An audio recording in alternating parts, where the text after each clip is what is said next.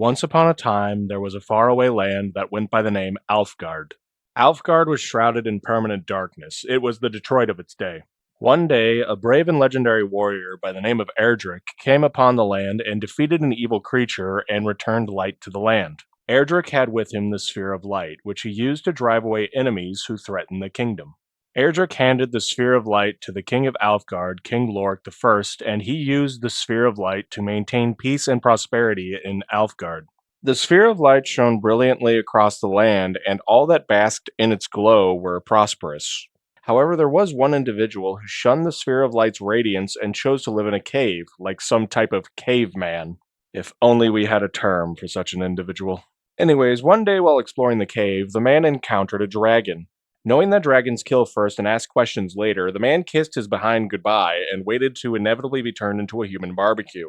But to his surprise, the dragon knelt before him and awaited further commands as if it was a loyal lapdog.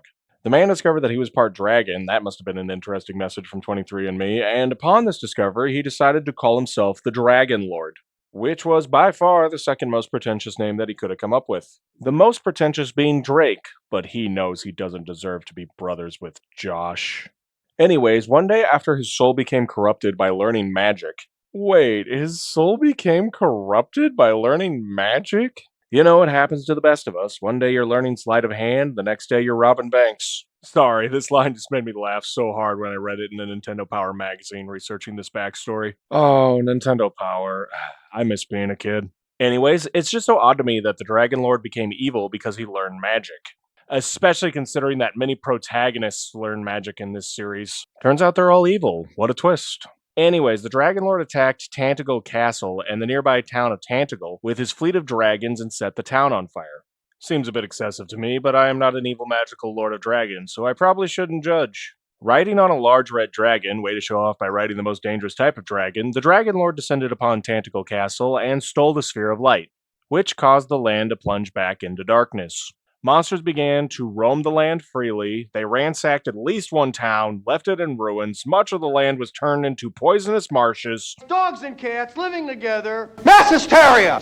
Anyways, Erdrick, the hero of legend, seeing all this darkness, arrives at Tantegel Castle and tells the king, "Don't worry, I got this!" Erdrick then went around the land trying to locate the Dragonlord's lair, and found that the Dragonlord had moved to a castle on an island that could only be accessed via magical bridge that could only be made via a rainbow drop. Not sure how Erdrick came to that conclusion, but hey, like my father always said, if it's stupid and it works, then it ain't stupid. Anyways, Erdrick confronted the Dragonlord in his lair, which is called Dragonlord's Castle, and both of them were never heard from again. Several generations passed and not much happened, but during the reign of King Lorik XVI, the Dragonlord returned and attacked the kingdom once again. This time he kidnapped the fair princess, Princess Gwaelin, which caused the kingdom to fall into a never-ending state of misery. Jeez, celebrity culture has gotten insane, am I right? The king sends many brave men to rescue his daughter and retrieve the Sphere of Light, but unfortunately they all failed. The realm of Alefgard had truly never seen darker days. But the night is always darkest before the dawn, and thankfully for the good people of Alefgard, there came a glimmering hope. The prophet Maheta, who is such an obscure character that the localizers didn't realize that he was being referenced in Dragon Quest Builders and called him Meyerland instead, gave a prediction of hope. He said, "One day a descendant of the valiant Erdrick shall come forth, and he shall defeat the Dragonlord." Unfortunately, most of the people had forgotten who Erdrick was at this point in time, and those that did remember only considered the story of the legendary hero to be a myth. So this prophecy only brought even greater despair upon the kingdom. However, one day, a stranger arrives at Tantegel Castle and hears from a castle guard that a dragon has captured the princess and is holding her captive. The stranger reveals without any proof whatsoever that he is a descendant of the hero Erdrick. Upon hearing this, the guard remembered the prophecy of Maheta, and although at first he was skeptical, he decided to bring the young man to the king. King Lorik is busy mourning the decline of his kingdom, which is a fair thing to be upset about, but personally I'd probably be more worried about my daughter, and at first is not interested in what the guard has to say to him. However, upon hearing that a descendant of Erdrick had been found, his interest is piqued. When the king sees the stranger, something comes upon him that assures him that he is looking at the prophesied descendant of Erdrick who will save his kingdom. And this is where our story begins. The king looks upon the youth and says, "Scion of the blood of the hero of legend Erdrick, long have I awaited thy coming." Oh, yeah, they speak in ye old English and have a bunch of different accents in this series. It grows on you after a while, but for the sake of both of our sanities, I'll summarize his opening monologue to us. Basically, everything I said in the beginning, he says again. So I might have been able to skip doing that intro. Huh. But he also gives us the task of defeating the Dragonlord and retrieving the Sphere of Light. You know, no pressure, just do the thing that legions of men and the legendary hero failed to do. Thankfully, the king pays us in advance and gives us 3 chests of goodies to help us on our journey. Buddy, you have put a lot of trust into somebody who could easily take all this wealth and run. The king also suggests that we should listen to the wisdom of his loyal subjects gathered in his throne room. You know, all 3 of them. And then the king blesses you to start your journey. Welcome to Dragon Quest, our first RPG, or rocket propelled grenade for all our non first person shooter fans out there. It actually stands for role playing game, wherein it's a game that you play a role. Isn't isn't that all games? To be fair, RPGs are better defined as games where you control a character in an immersive world where you tend to gain skills and stats by leveling up. We'll definitely cover these ideas further as we go on. Probably. Don't hold me to it. So why cover Dragon Quest? Well, Dragon Quest is one of the earliest RPGs and acts as a perfect entry point for someone who has no clue what an RPG is. RPGs can very quickly get very complex and can very easily become overwhelming. Dragon Quest is relatively simple, and I figured it was the best game to introduce the concept with. In Dragon Quest, we play as this guy who's established as a descendant of a legendary hero. What's his name, you might be wondering? Well, it's up to you. You could name the hero whatever you want. May it be your favorite fictional character, or even give him your own name if you really want to feel that true immersion. Oh, yeah, Westy, the legendary hero, is here to save the day, baby. Personally, I give names to the characters that I create via character creation, as I feel like I am the one who gives them their background. However, when a character has a design and a background, I tend to prefer to use a quote unquote default name most of the time. The default name of this hero, as far as I can tell, is Alf. Now, I know what you're thinking. Is he named after the land, or is the land named after him? Or that might just be me, as that's one strange name to name your kid. Anyways, Alf here begins his journey by humbly opening up the chests given to him by the king, inside of which he finds a torch, a magic key, and 120 pieces of gold. Dang, that might be the most amount of money we've ever started a journey with so far. Too bad it'll barely get you a wooden club and a sandwich. Really digging deep for the legendary hero there, aren't you, King? Suppose it's better than nothing, but not by much. Anyways, let's talk to the loyal subjects in the king's chamber. The counselor informs us that the Princess Gwaelin has been kidnapped, which we already knew about because of the intro, but he does a good job of telling us how sad everyone is to not have the princess around. This chick must be pretty amazing to cause an entire kingdom to lose all hope of living without her presence. What, is she the living embodiment of our fans' love and support? Because if that's the case, I totally understand why the entire kingdom is so dreary without her.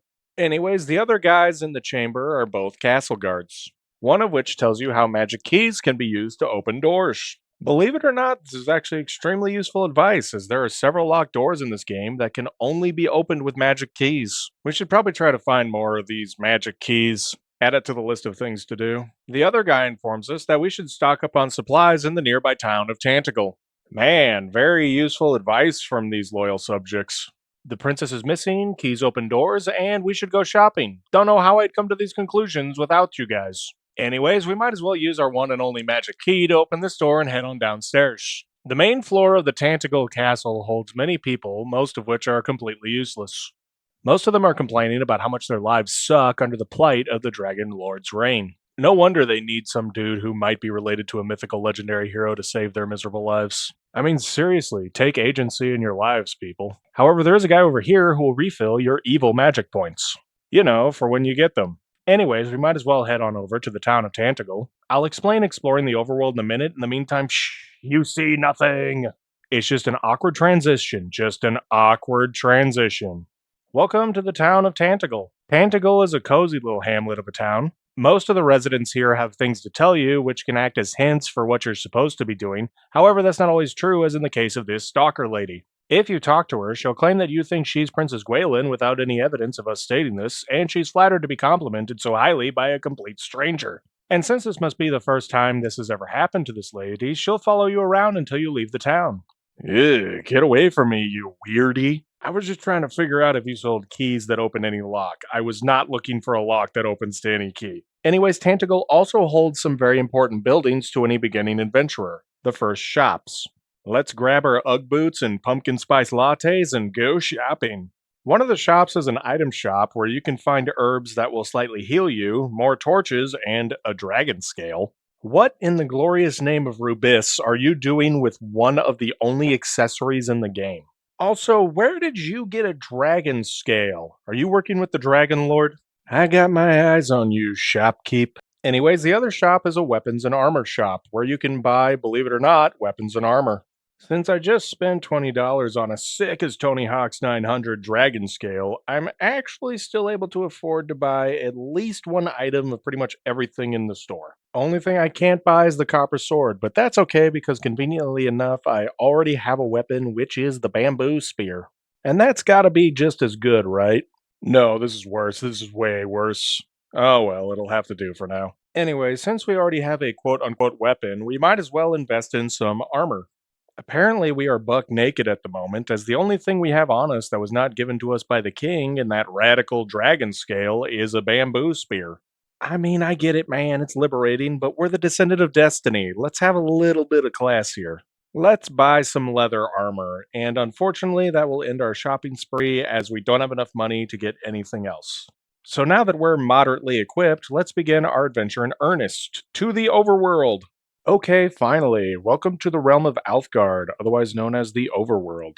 It's here where a majority of our adventure will take place as we get to actually move from town to town and enjoy the landscape. This feature was revolutionary at the time as it allows games to stop being just levels and becomes worlds that we can explore. I know Dragon Quest wasn't the first game that had an overworld, heck, it's not even the first game that I've shown off that has this feature, but it's still pretty cool nonetheless.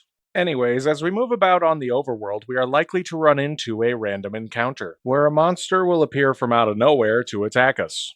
The Dragonlord has many hideous, vile creatures under his command, all of which are so evil that they could make a grown man cry from the presence of their malice alone. So muster up your courage, hero, for we are going to battle to the death with this awful creature. Aw, it's so cute. I want 1,000 plushies of it delivered to my house ASAP. So this is one of the many monsters in this game, and its name is Slime.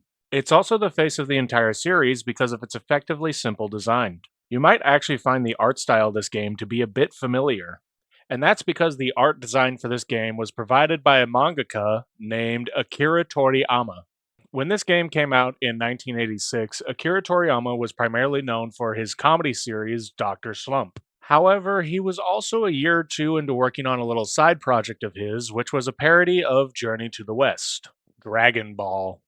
Yes, the guy who made Dragon Ball drew the artwork for this game and continued to work on the series for the rest of his life. Rest in peace, you legend. Anyways, don't let the unassuming pile of pure hatred confuse you. The slimes will murder you in the coldest of blood. They enjoy it too. Look at the smile on their face. That's the smile of a killer if I've ever seen one. So, how do you defend yourself against this imposing threat? We're going to have to fight in the style of the wonderful invention that gamers know as turn based combat. Dragon Quest has quite possibly one of the simplest battle systems in turn based combat history. All battles are one on one. 2 men enter, only 1 leaves. Now, of course, you have a basic attack which will do damage based on crazy wizard numbers known as stats, but after a while, you will eventually gain the ability to use evil magic spells. The spells in Dragon Quest are actually quite fun, as they are based on onomatopoeias. For example, instead of having a boring fire spell, you have the Sizz spell. And instead of a been there, done that teleport spell, you have a zoom spell. And in later games, you have a spell where you blow yourself up that's called kamikaze. Boy, Japan has a sick, twisted sense of humor, and I can't help but love it. There are roughly 10 spells in the game, and some of them have uses even outside of battle. I'll try to go over them as they come up, but for now, we are not magical in the slightest, so we have no magic spells to use. We might be tempted to flee, but only cowards and those with low health run from battle. We'll have to rely on our bamboo stick to get the job done. After sticking the slime a couple of times at the pointy end, the slime falls to our skill and might. When you defeat enemies, they will give you experience points that will go towards leveling you up, which is how you become stronger to fight bigger enemies, and they will also drop lovely money. Yes, I know that these are very basic concepts that everyone knows by the time that they are 2 years old, but I get more money when these videos exceed 8 minutes, so explain basic concepts I shall. In the beginning area, you are only likely to run into slimes and she slimes, which are slimes that are orange and are slightly stronger than their blue counterparts.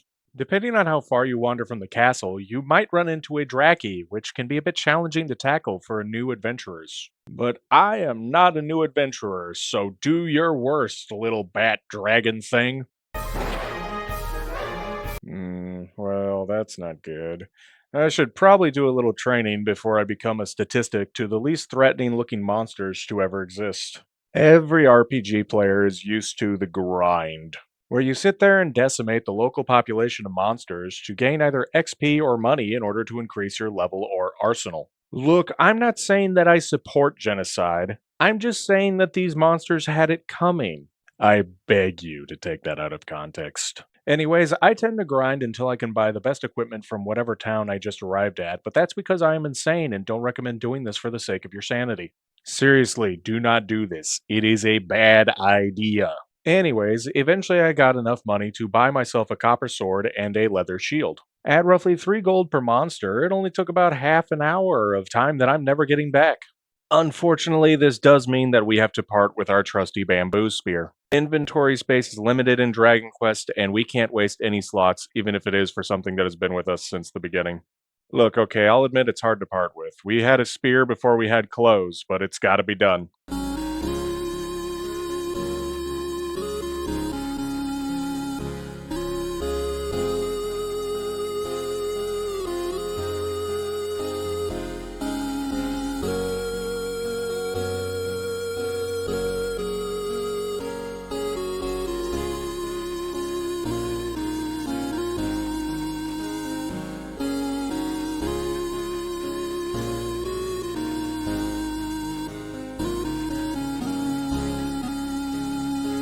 Anyways, we're now sitting roughly at level 5, and we gain 2 new spells along the way. The first one is Heal, which heals you, believe it or not. And the other one is Sizz, which is the fire spell I mentioned earlier. Sizz is a great spell to use when you are in a tricky situation, as Sizz is guaranteed to do quite a bit of damage. It might be the difference between defeating a monster or getting eaten by one, or whatever they do with you after they kill you. Yeah, on second thought, I don't want to think about that. Anyways, we should probably move on from Tantegel and head on to the next closest town, which according to our map, which we can pull up at any time and is a bit more useful than this, the next town is directly to the north of us. We do have to pass a strange cave on the way there, but what are the chances that that will be plot relevant? Anyways, we'll eventually arrive at the town of Gallenholm, which was at one point in time the home of a legendary bard named Galen. Apparently, he's also buried here, and so is his mythical lyre, which was said to make some of the most beautiful tunes you could possibly imagine, which I'm certain won't come up again in the plot. Anyways, there's a wannabe bard here who will play a lovely song for you if you desire. Oh, dude, that's amazing. Can you play Freebird? Anyways, you can find another weapon shop here in Gallenholm. Let's hope this one doesn't break the bank. I mean, all things considered, I think it only costs like 300 gold pieces to fully equip myself at Tantegel. How much worse could it be in Gallenholm? Oof. I'm gonna be here for a while. Anyways, while grinding for my next set of equipment, I overheard from one of the townspeople that the cave we passed by on our way here is actually a shrine that was built to honor Erdrick, our legendary ancestor. Ha! I knew this place was going to be plot relevant, and to think that you all doubted me. How dare. Anyways, let's head into the cave of Erdrick. Maybe there will be a treasure or something left behind by our ancestor to help us in our journey. I should probably note, do not enter this cave without a torch. You'll become more lost than a Baptist navigating the Vatican City. This cave is dark, like really dark. It's not your everyday garden variety darkness. This is advanced darkness. The good news is that it's so dark that not even the monsters bother coming in here. That or it's the ghost of Erdrick that scares them off.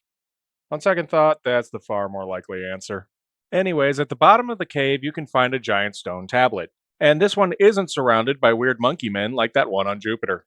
Inscribed on the stone tablet is the following message. Ahem. I am Erdrick. Hear me well, bearer of my blood, heir to my destiny. Listening. If you would reach the evil island visible from Tantegel's shores. Oh, yeah, I forgot to show that off. Just look at that evil island. That's one sinister island, man. Anyways, you will require the 3 sacred artifacts. You're going to tell me what those are, right? Gather them, and you may yet cross to that accursed isle and destroy the evil, as I too did so long ago. Yeah, great job on that. Evil stayed destroyed for like what, a couple hundred years? Rookie numbers. Before my passing, I entrusted the 3 objects to 3 great sages.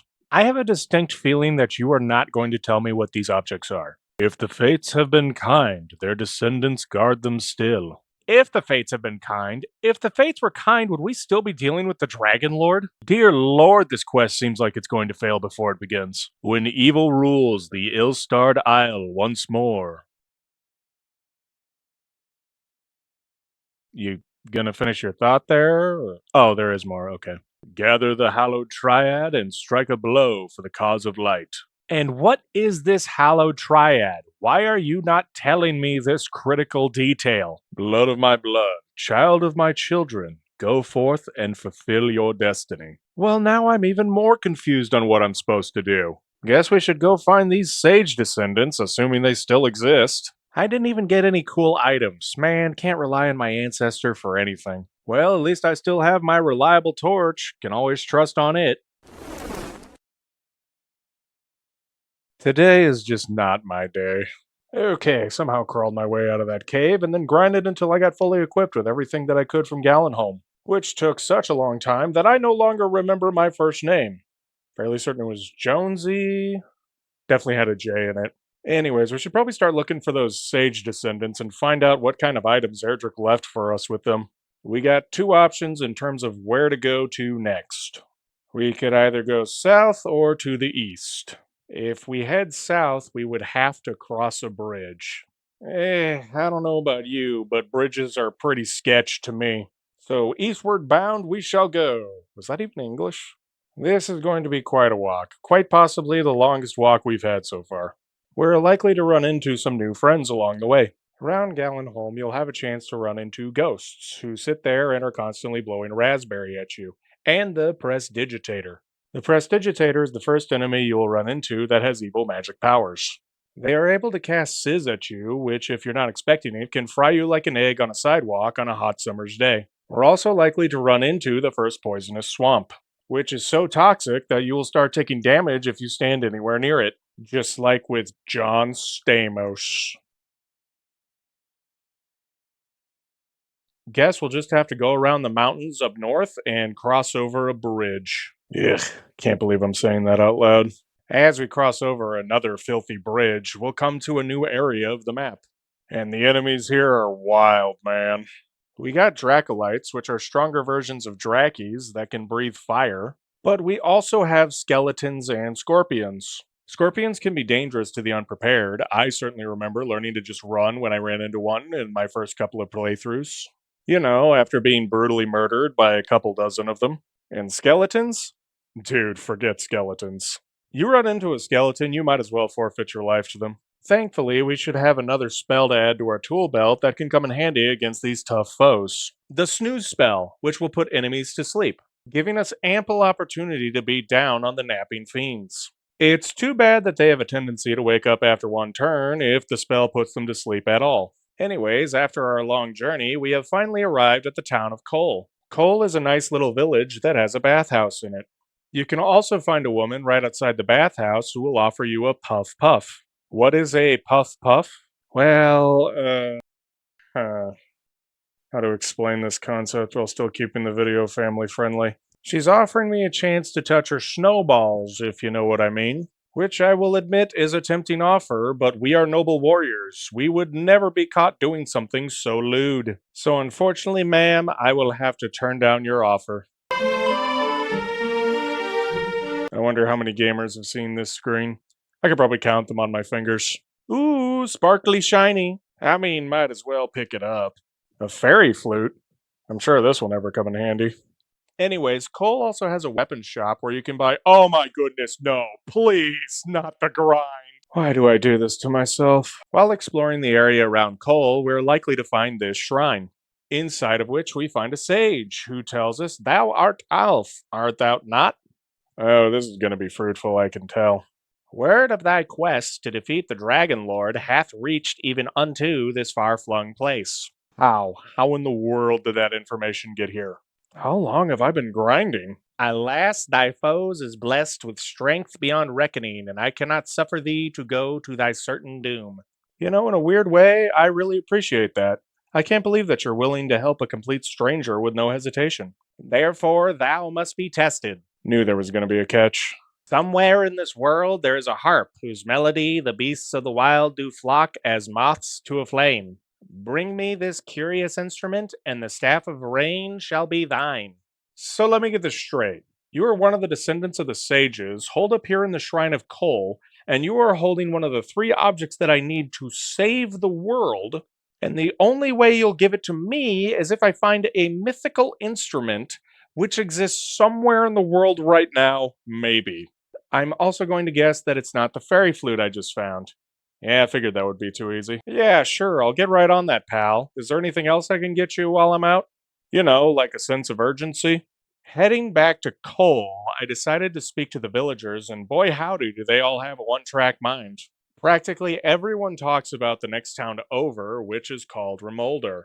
I am not joking. Besides the Puff Puff lady, everyone is talking about how cool the place Rimuldar is, and we should totally go check it out. Except this guy who decided to set up his shop in a poisonous swamp. But he's mainly here to tell you that your ancestor Erdrick's legendary equipment still exists in the world, and you should seek them out, as they will help you in your quest. I'm certain someone mentioned this earlier, but this seemed like an opportune time to bring it up. So, yeah, let's add look for our ancestors' gear to the list of things we need to do. As just like with the mythical instrument, it might exist. Anyways, looking at our list once again, one of the objectives was to find magic keys. And as the villagers couldn't help but state, Rimuldar has magic keys. So we might as well head there next. I guess I'll only grind for the iron armor, since holy cow, this train is going in one direction. To get to Rimuldar, we need to head south, where we will eventually find a cave that's surrounded by poisonous swamps. This is, for whatever reason, the only way to get to Rimuldar. Ooh, this is gonna sting a bit. How is this more painful than the lava of Norfair? Whew, made it safe inside the deep, dark, dangerous cave. Wait, something about that doesn't seem right. We're going to have to get through this cave, but I forgot to get more torches. I just couldn't handle the loss of my first one. I don't think I could get another. Thankfully, since we're at level 9, we have a new spell, Glow, which will illuminate the area for us, and it does a better job than a torch ever could. Despite that, the torch will always hold a special place in my heart, just like with the bamboo spear. Anyways, this cave is a straight path. Try not to get lost. Also, be on the lookout for lunatics, a new monster type that I absolutely love the name of. However, on one of the few winding paths in this straight cave, you can see the fair Princess Gwaelin, locked behind a giant door. Unfortunately, we don't have any keys to open the door, so we will have to come back to save her at a different time. As we leave the cave behind, we find ourselves in a new area.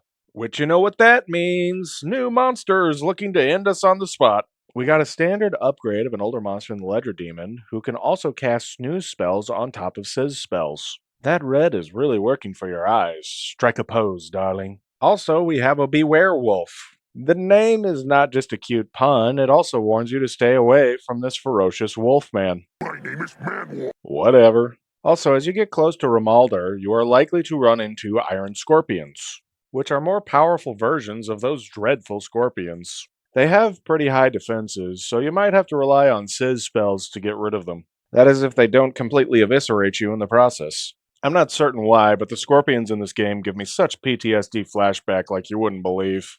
Call me weird, but there's something about a 12-foot tall scorpion bum rushing me with murderous intent that just makes me feel a little bit uneasy. Anyways, we'll eventually arrive at Rimuldar, which is located on an island in a lake surrounded by mountains.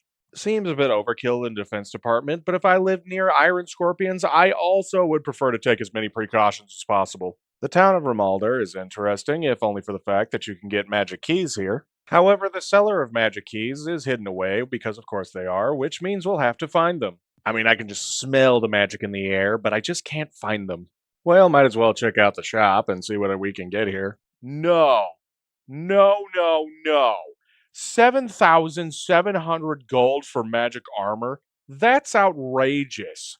I'll just focus on the 3,000 gold for full plate armor. It's amazing how much more reasonable 3,000 gold pieces seem when 800 seemed like a lot not so long ago. Also, can you believe that a steel broadsword is nearly 10 times the price of a copper sword? What, is it 10 times better in terms of stats as well? It is not. Anyways, back to looking for magic keys, the actual reason for coming to this place. If you take a stroll on the outskirts of town, you'll eventually come to this shack, inside of which you'll find an old man who sells you the coveted magic keys. He sells them for 16 gold pieces each. Would I be able to get a sort of hero's discount? Look, man, I don't even use ins to heal myself. I haven't even mentioned them yet because I'm that much of a Scrooge, and you expect me to drop 16 gold pieces on a key that expires? You are so lucky I need these things to save the world. So, because these magic keys are absolutely essential in this game, I bought as many as I could hold, which is 6. Yeah, for whatever reason, you can only hold 6 of any stackable item. I can hold a steel broadsword, full plate armor, an iron shield, a dragon scale, and 6 magic keys, but add one more and oh no, my back is suddenly breaking. Look, I did the math, you can trust me. Anyways, as we are grinding for our next set of equipment, I figured we could check out whatever is to the south of us on the map. Whatever it is, it's certainly attracting some insanely powerful monsters. As we get closer, we'll run into scarewolves, which can fizzle us, which will negate our evil magic powers. And skeleton scrappers, which can heal themselves, which is a huge pain in the neck, but we can counter this with our own fizzle spell once we reach level 10. Also, we can run into the mighty gold golem, which if defeated will give us 650 coins. Well, I know what I'm grinding against. That's just wrong. I should not word it that way. Anyways, as we cross another untrustworthy bridge, we have a chance of running into chimeras. Chimeras are interesting as they are related to an item in this game called the Chimera Wing, which, if you use it, will warp you back to Tantegel Castle. You can buy these in the store and they'll occasionally be dropped by monsters, but they are about to become useless as the Zoom spell does the exact same thing they do for free, and we get it at level 13. Anyways, as we get closer to the south of this little island here, what is so special that it requires such brutal monsters to surround it? Oh boy, another shrine. I wonder if this is one of the places my ancestor failed to tell me about. Might as well converse with the old dude here and figure it out. So he asks us if we are of the blood of Erdrick, then if we are, we must possess proof of that. No, I do not. I'm honestly surprised I've made it this far before someone has asked for proof. He'll then tell us, well, then be gone with you, and then kicks us out of the shrine. That was quite rude. Oh, because I don't have proof that I'm Erdrick's descendant. Well, forget him. We got better things to do, like explore the world with our new ability of unlocking doors. First door we should unlock is the one in the cave that holds Princess Gwaelin, so that we can be the hero that saves the princess and oh no, that's a dragon. Don't worry, princess, we'll be back for you later, I promise. I'm just not interested in being burned alive yet. Anyways, there are other things we can do with the magic keys, most of which are just nice little treasure caches or people's homes.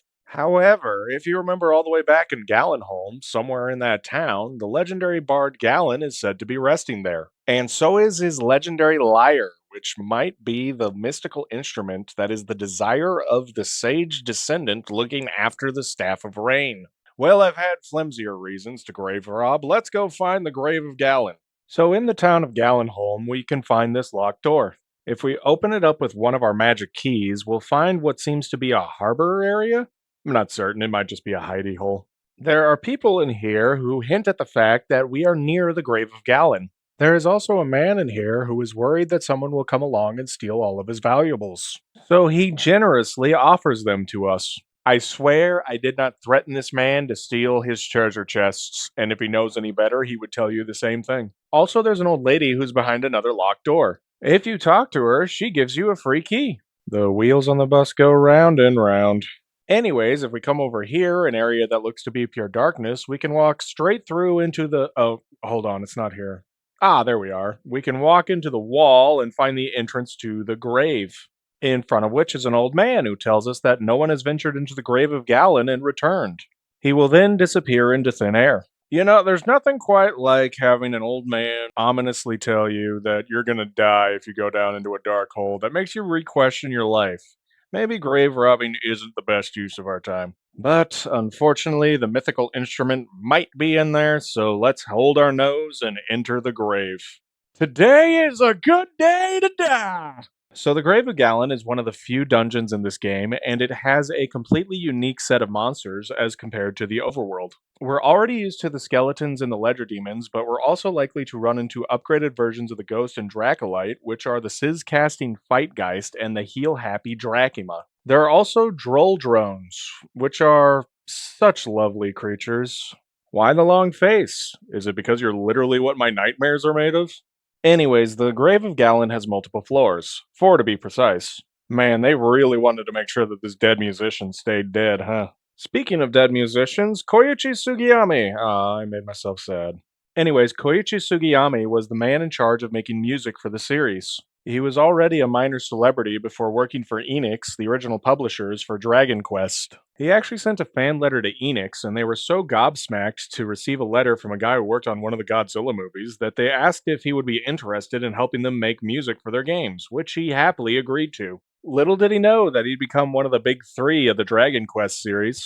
The music of Dragon Quest was pretty revolutionary at the time as it was considered a classical score, and it is a primary reason why the series is so popular. I don't necessarily focus on music in my videos because copyright hounds terrify me, but you should totally check out the live orchestrated versions of these songs. Anyways, as we descend further into the maze like structure of Galen's grave, we will eventually run into even more powerful enemies, including Spitegeists, stronger versions of Fightgeists who know Snooze, Sizz, and Fizzle. They certainly know how to live up to their names with that spiteful moveset. There are also Droll Diabolists, who are Droll drones that can use Snooze. As if drones weren't scary enough, now they can put you to sleep. And skeleton soldiers, who are even stronger versions of skeleton scrappers. They even have the annoying ability to heal themselves. What wounds is a skeleton healing? Broken bones? Yeah, okay, I guess that makes sense. Question retracted. And last but certainly not least, the Raving Lunatic, which might have the best name for an enemy in this game. This dungeon can be a bit of a difficulty spike, especially if you wind up getting here a bit early, so don't feel bad if you perish here a couple of times. But also make sure to grab the treasure chests as you make it through the grave. We will want the money for further equipment upgrades. Anyways, after a long, hard crawl through this dungeon, we finally come to the final resting place of Galen. Right next to it is a chest, inside of which we can find Galen's mythical instrument, the Lyre of Ire. I'm sure he won't mind if I take it off his dead hands. Well, now that we're done with this dungeon, we can slowly and painfully crawl our way back out. Or we can use the evac spell that we learn at level 12, which instantaneously gets us out of caves. On second thought, that's a much better idea. So now that we have it, what can we do with the Lyre of Ire? Well, if we play it, it will instantaneously summon a monster for us. That's it. Wow, I can see why this instrument is so well renowned. We might as well see if this is the mythical instrument that the sage descendant was talking about in the Shrine of Kol. And it turns out that it is, and he gratefully lets us take the treasure that he and his family has been guarding for generations. The Staff of Rain, which is the first of 3 objects left behind for us. You know, after conquering the Grave of Galen, I feel like we could do anything. Let's go save the Princess Gwaelin from that ferocious dragon. Have at ye, foul creature! On second thought, let's go check out the other towns first. Maybe we can find some equipment there that will help us fight the dragon. Better to be safe than sorry. Okay, so now we're going to explore the other half of Alefgard. Which, holy crap, I can't believe that we still have half a map to explore, and the script is already nearly twice as long as The Legend of Zelda's. I severely underestimated the content in this game.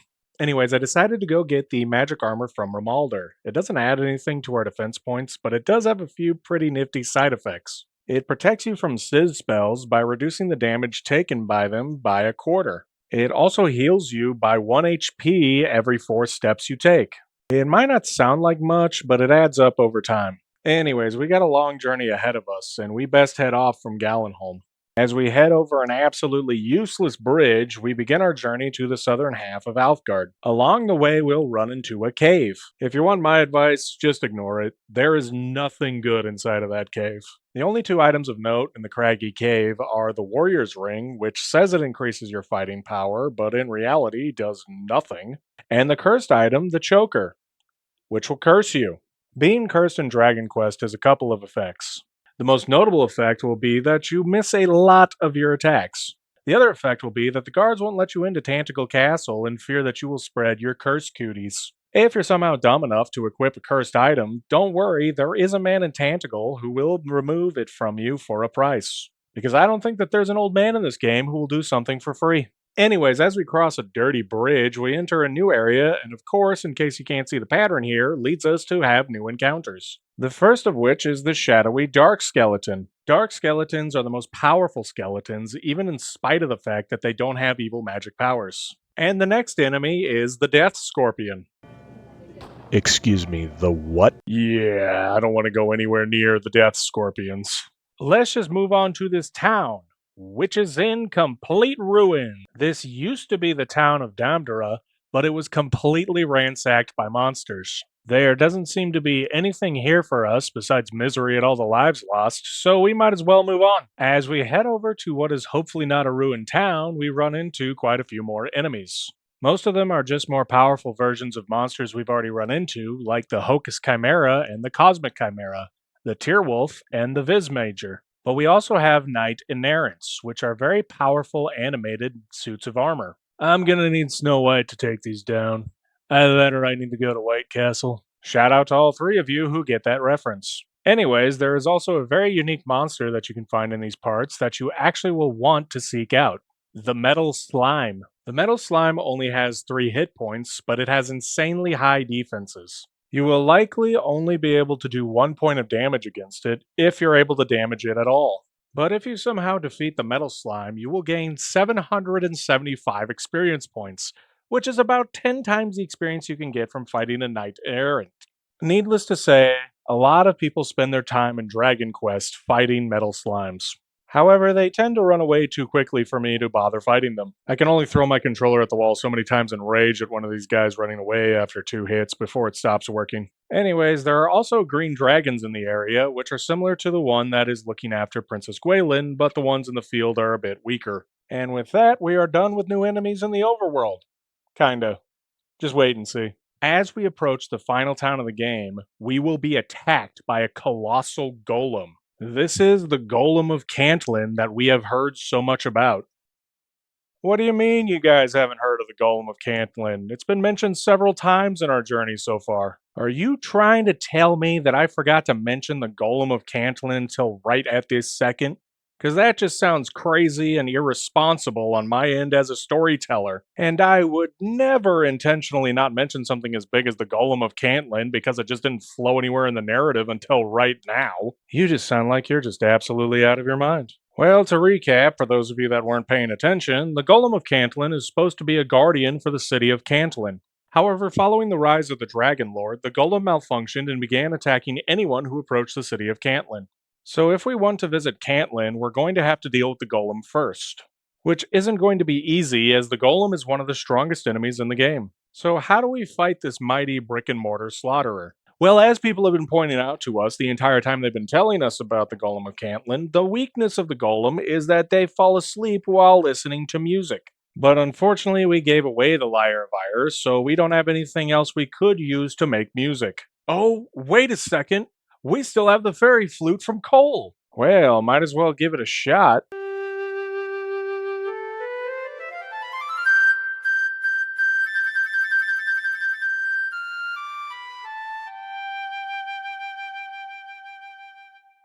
And with that, the golem is asleep, and we can take our sweet time as we tear it apart brick by brick. After that incredibly easy fight, we can now move on to the town of Cantlin. Cantlin is a massive market city. You can practically find anything here, including some of the best equipment in the game. Locked away in this odd house, you can find a humble armory which holds fire blades and silver shields. You want to guess how much they cost? Correct. They collectively cost 24,600 gold pieces. I truly hate my own hobby from time to time. Now, as we scour around the streets of Cantlin, we'll eventually run into this man after we break into his house who gives us an interesting tidbit. He had a grandfather named Magog. No, wait, that's not the interesting part. His family used to live in Damdara, but they fled to avoid being wiped out by monsters. Now, why is this interesting? Well, there's this guy next to the insanely expensive weapon shop, and he tells us that Magog had a chest containing a great treasure. That sounds vague enough to maybe be something that I'm looking for. Let's go to Damdara and find this missing treasure. Giving more of a search in Damdara, we can see a sparkly shiny near what might have been an armor shop. Well, we might as well go pick it up and in the process accidentally run straight into a boss fight. This monster is not actually a boss fight per se, but I'm going to treat it like it is one. This monster is called the Knight Aberrant, which is a stronger version of the Knight Errant that has the ability to cast Snooze. I know I haven't stressed this enough yet, but I absolutely hate when monsters have the ability to snooze. I would much rather sit here and flail into a huge wall that can heal itself than fight an enemy that can stop me from doing anything for an unknown number of turns. So I'm going to try to keep this thing as fizzled as I can until it is dead. Anyways, eventually we are able to fell the formidable armor, and we can go and collect our sparkly shiny. So what is this treasure of Magog? Oh, it's the armor of Erdrick, which is the best armor in the game. Why in the world is this not something I always had on me? You know, being a descendant of Erdrick and all. Apparently my ancestor just decided to give away his armor to some random dude as compared to keeping it in the family. Man, why was he so hostile to his own bloodline? Anyways, the armor of Erdrick will heal us 1 hit point for every step we take. It also reduces the damage we take from Sizz spells and fire breaths, which you know what that means. We have found something that gives us the edge against the dragon who is holding Princess Gwaelin. I think the good people of Alefgard have waited long enough. Let's go save their fair princess. Now that I've grinded enough to equip myself with the silver shield and the fire blade, it's time to take on the dragon. Man, even with zooming from Cantlin to Tantegel, the walk to the Quagmire Cave is a bit of a long one. Thankfully, we should have the ability to use the spell Holy Protection now, which should keep the monsters at lower levels away from us. Dragon Quest, using the power of God to keep creeps away since 1986. Anyways, while we walk, let's talk about the Fire Blade. The Fire Blade is very unique as a weapon, as it actually allows you to use it as compared to just wielding it. And if you use it, do you know what happens? That's right, the sword casts Sizz. Even swords are falling to the temptation of evil magic. Anyways, we have arrived at the cave, and it is time to slay the dragon and rescue the princess. This request is what started our journey, so let's take down this wicked worm. The dragon that is guarding Gwaelin is a green dragon, but this guy is basically like Elvarg and is far more powerful than the average green dragon. All dragons can breathe fire, which can hurt a lot, as I've shown off earlier. But thankfully, we're wearing Erdrick's armor, and it absorbs a nice chunk of the damage for us. This dragon is quite powerful, and I wouldn't recommend fighting it until you're at least level 17, because that's when you get the mid-heal spell, which is a more effective healing spell than heal is. It's certainly a useful tool in this fight against the forces of evil. Anyways, as our epic clash with the dragon continues, it becomes obvious that the songs that will be sung about this encounter will last for generations. Let's observe the fight.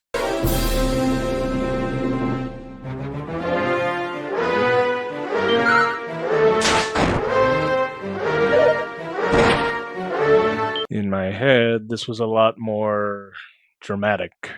Oh well, you work with what you got, I guess. After a gruesome fight where both parties have given it their all, eventually the dragon succumbs to his wounds, and we have just slain our first dragon on screen. Let's not think about the fact that green dragons are the weakest of all the dragons and head on over to meet with the Princess of Tantegel, Princess Gwaelin. Upon seeing her rescuer, the princess says, "At long last, one has come who will deliver me from my plight. Brave hero, I am Gwaelin, Princess of Tantegel." Yeah, no kidding. I just said that like 5 seconds ago. "Hadst thou tarried a moment longer, the Dragonlord would surely have made me his bride." Tarried? What does that word mean? Please don't make me get the dictionary. "Merely to imagine such an unspeakable fate striketh dread into my dainty heart." Oh, right. Forgot to mention the Dragonlord's plot to marry the princess to become the de facto ruler of Alefgard. But I mean, honestly, what else was he going to do? Eat her? I feel like it was totally implied that he was going to marry her. "Mighty elf, thou wilt, of course, escort me to my home, the palace?" I mean, that's a bit presumptuous of you, but I've got nothing to better do on my normal Tuesday night, so I might as well. Alf takes the princess in his big, strong arms, which causes the princess to giggle in delight and say, "Why, Alf, tee." Oh, I have truly been blessed to be given the opportunity to take a girl home with my big, strong arms. Anyways, as we escort the princess back to her castle, I would be remiss not to talk about the man who brought this story to life, Yuji Horii. Yuji Horii is the creator of the Dragon Quest series, and to this day, he pretty much contributes the story for each Dragon Quest game. It was his desire to make a console RPG game that was accessible to non gamers that led to the birth of the JRPG. If it wasn't for Yuji Horii, it's possible we wouldn't have games like Final Fantasy and Pokemon, to name a few. It's truly unfortunate that his series has not seen much success outside of Japan, but who knows what the future might hold. Anyways, eventually we'll be back at Tantegel Castle, and we can return the princess to her father. King Lorik proclaims, "Brave Alf, thou hast delivered mine only child from evil. Words cannot express my gratitude." Ah, don't mention it. It only required me to literally slay a dragon. Come now, Gwaelin, return thee to thy rightful place at my side. And, ye know, stoppeth the kingdom from being so dour and downcast. Oh no, it's spreading. I shall, father, but first I must give Alf a token of my undying appreciation. Ooh, am I about to get a royal puff puff? Brave Alf, verily and truly, from the bottom of my heart, I do love thee. A young woman's confession of love. You know, honestly, the love of a loyal woman is better than any passionate fling. A good time can be better than a wild time. Pray accept this modest symbol of mine affection, humble though it may be. She then gives us the Princess's Pledge, which is an item that we can use to talk to Princess Gwaelin from anywhere on the map, where she will update us on exactly how far we are from Tantegel Castle. Yeah, a bit stalkerish, but appreciated nonetheless. The princess then finishes by saying, "Though we be far apart, ever shall I be at thy side." She then leaves our side and reclaims her throne. As much as I would love to end the story here with the princess rescued, the Dragonlord still remains in the world. As long as he has the Sphere of Light, Alefgard will never be at peace. So, as much as it pains me to leave my new beloved princess behind, we must go and seek the last couple of items that were left by our ancestor and put an end to this dark chapter in the history of Alfgard. So now that we're back at Tantegel Castle for the first time since who knows when, why don't we have a look around? There are a couple of locked doors that we can open now, one of which leads us to a cache that I apparently already raided. Boy, this guard is not happy with me. Anyways, there's a door at the back of the castle that you can open that gives you more of the castle to explore. You'll find a guy back here who will sell you more keys at a slight upsell, but hey, at least for now we don't have to travel all the way back to Rimuldar to get more keys. There's also a guy hanging out behind an electrified floor, which is normally a very painful experience to cross, but since we have Erdrick's armor, we feel nothing, both on the outside and on the inside. Although that second part might be caused by other problems I should probably talk to somebody about. Anyways, the guy on the other side of the electrified floor tells us that since we have so much fortitude, we should go to the grave of Galen. Where were you when I needed you like 3 parts ago? I swear, trying to keep this plot straight and manageable has been an absolute nightmare. I guess it just goes to show you that there's no such thing as a simple game. Anyways, as we walk around the edge of the castle, we find this set of stairs, which if we walk down, we can find another old man. Talking to him, we find out that he's one of the sage descendants guarding something our ancestor left behind. Alright, what weird tasks do we have to do now? Well, since we're just the descendant of Erdrick, he just lets us take the item. Huh. Well, that was easy. It's good to be shown some respect, unlike with some people that I know.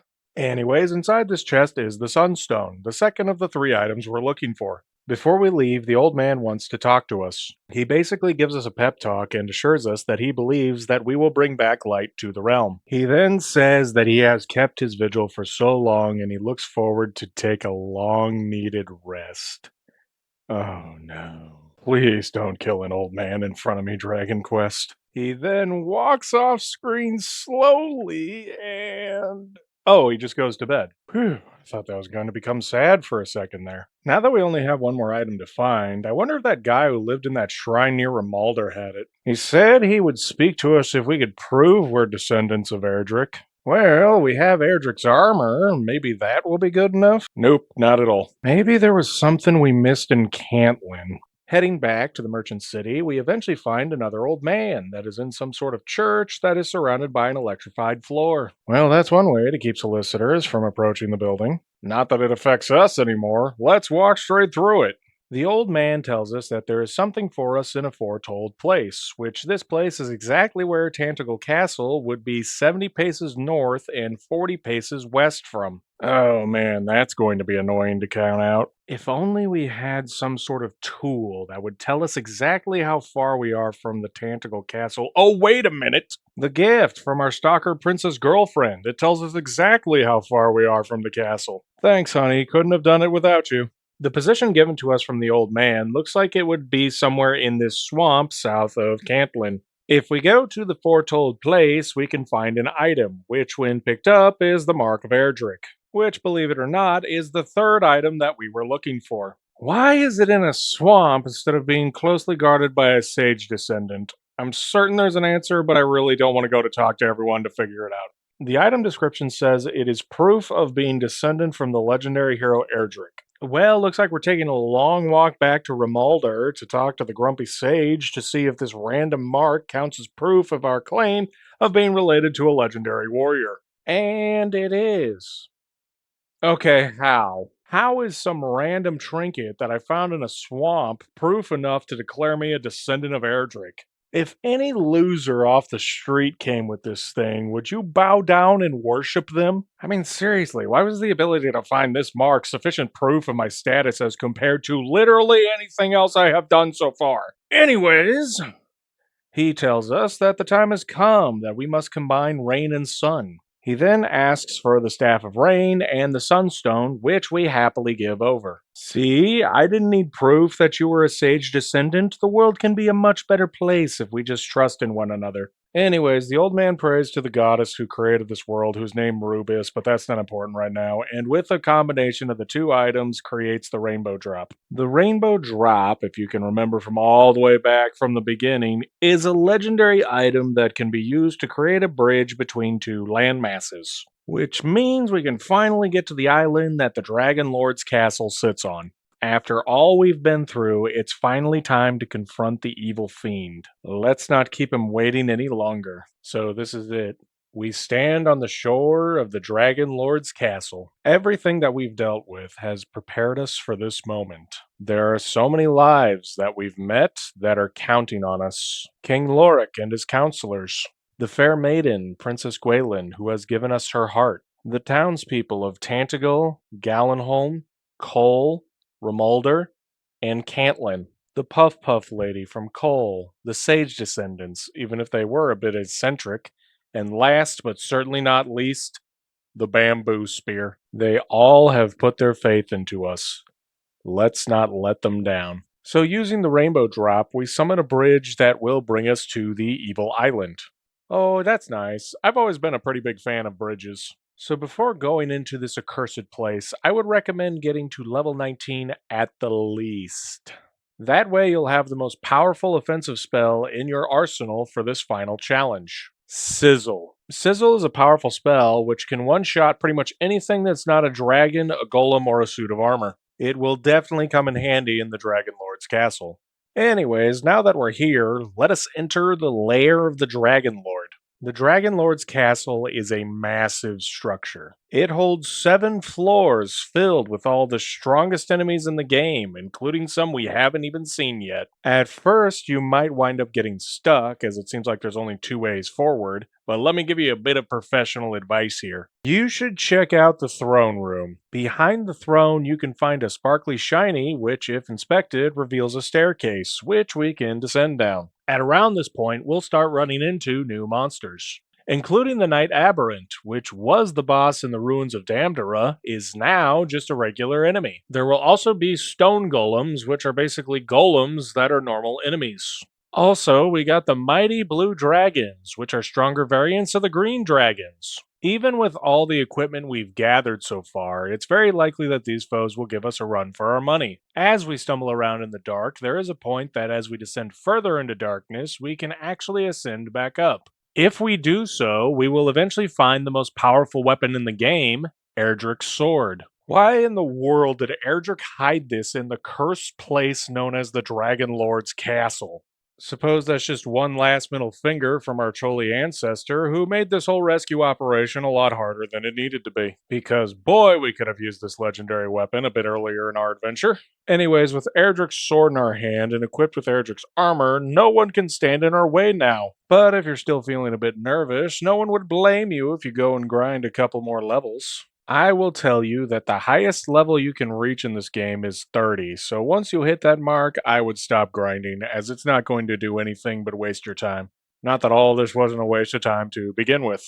Anyways, let's continue to the bottom of this layer. As we get closer to the Dragonlord, the enemies just keep getting stronger, as we will begin to run into the Knight Abhorrent, which is the most powerful of suits of armor and can use both mid-heal and sizzle, on top of the strongest enemy in the game, minus the Dragonlord, the Red Dragon. These chromatic dragons were part of the initial siege on Tantegel, and there's a good reason for it. Honestly, even at our high level, there's a pretty good chance that the Red Dragons will bring an end to our adventure. Thankfully, they provide quite a bit of experience, so they're good to grind against for those that get sick of the fleeing metal slimes. Anyways, we'll eventually arrive at the bottom of the Dragonlord's castle, where we can find the Dragonlord's treasure cache. Not that we need the money at this point, but we can take everything anyways. Anyways, as we walk around the final floor of the castle, we will eventually come to the Dragonlord sitting on a throne. As we approach him to begin our fight, he decides to talk to us. He gives us an interesting offer. We could give up our pursuit of good and join him on the side of evil, which, if we do so, he promises us that he would put us in charge of half of the world. It might have something to do with all that evil magic that I've been doing, but this offer is weirdly tempting. But on second thought, I really don't want to play through Dragon Quest Builders, so I'll have to decline his offer. Needless to say, the Dragonlord does not take our rejection of his offer of friendship well and decides to attack us. The Dragonlord is the strongest enemy in the game. He is a powerful sorcerer who can use devastating sizzle spells, can put you into a deep slumber with the sleep spell, and can keep himself from feeling pain by using the mid-heal spell. We're going to have to use all of our skills to take him down.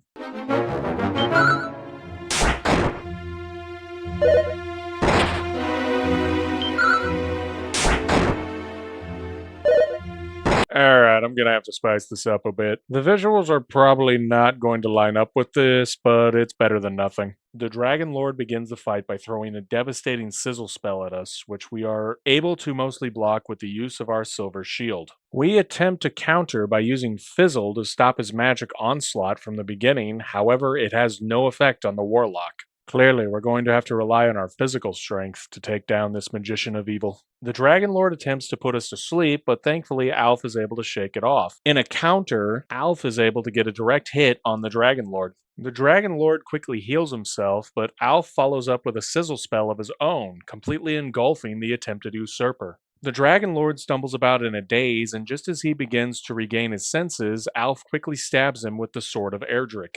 Alf pulls his sword back out and is able to deliver another devastating blow on the Dragonlord, who falls to the might of Alf. The Dragonlord has been defeated, and Alf breathes a sigh of relief as his journey has come to an end.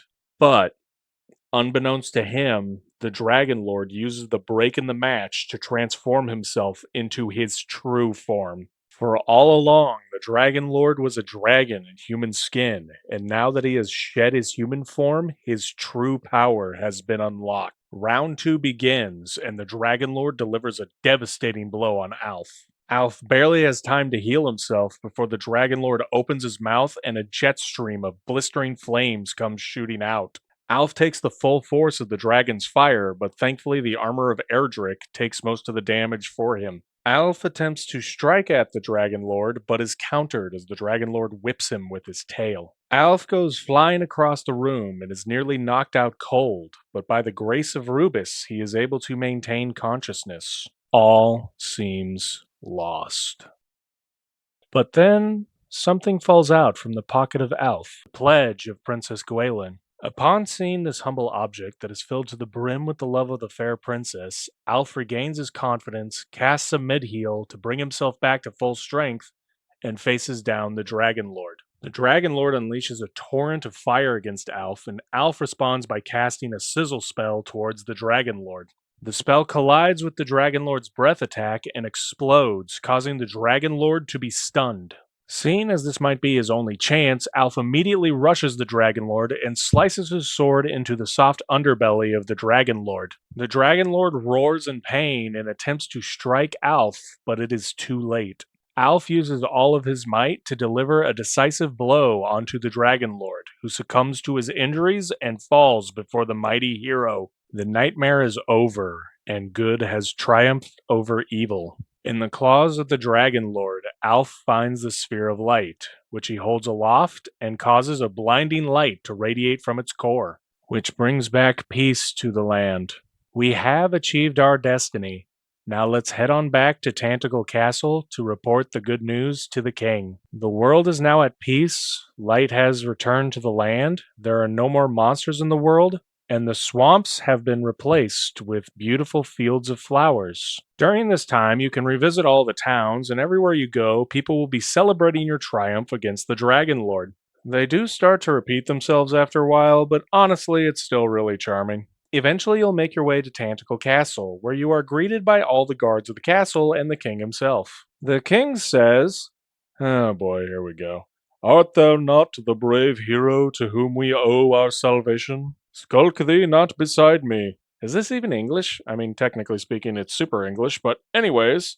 "Such behavior befitteth not our Savior. Come, stand proudly before thine adoring public." Guess he wants me to talk to him from the front. My bad, royal dude. Let me fix my mistake here.